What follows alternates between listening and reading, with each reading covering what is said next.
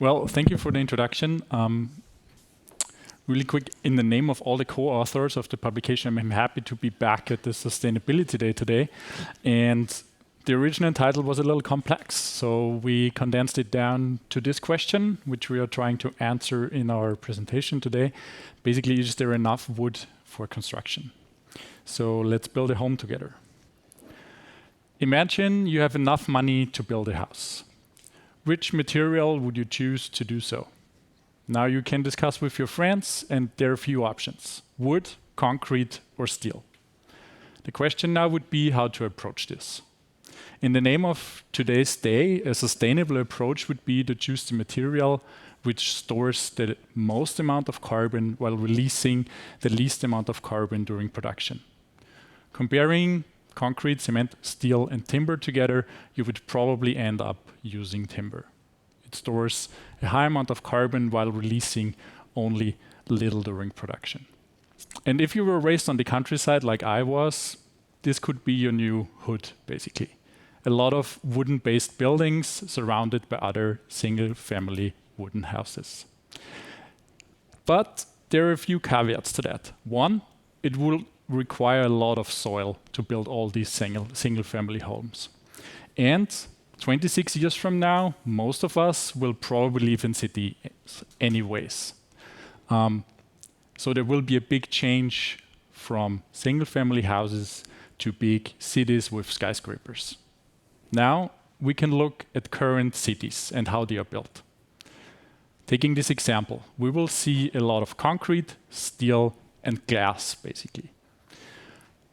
Aesthetically, this looks nice, but there is a big impact on climate keeping building cities like that. The concrete industry alone is responsible for 8% of CO2 emissions in 2022.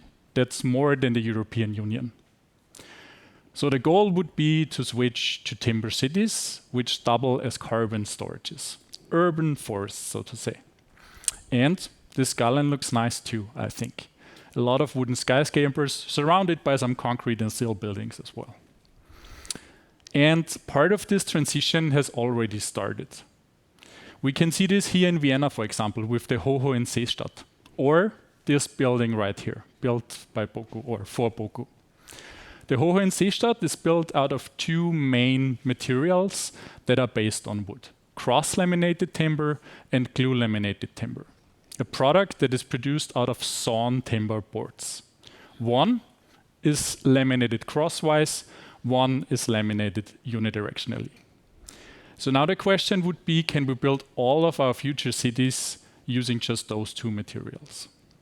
Well, according to recent calculations, if we will build all our cities using just these two materials, we would outstrip our total roundwood supply globally. The bars are indicating how much floor space each person will get, from 9 to 76 square meters.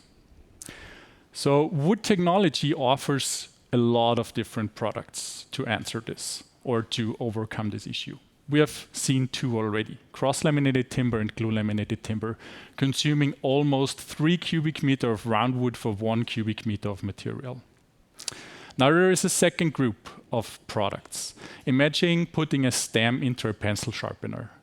We can create veneers, thin sheets that are again unidirectionally or crosswise aligned to forming new products, using just up to about 2 cubic meters instead of 3.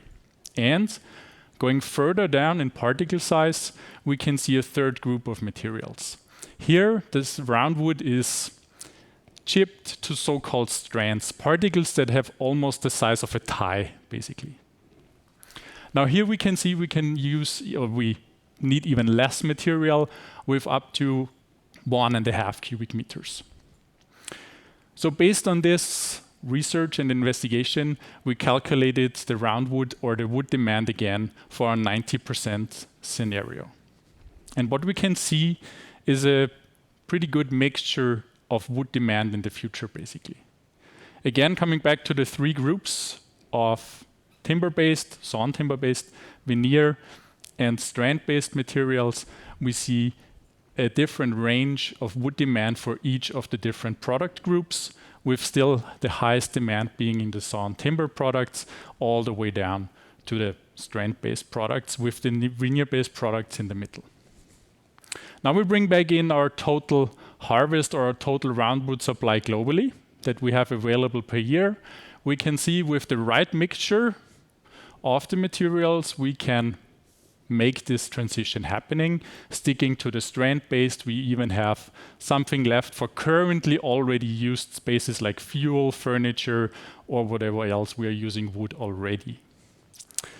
A different aspect that we also can take out of that is that parts of this product group, like the strand-based, use a different kind of raw material quality. So what I did not mention yet, total harvest includes lower quality wood.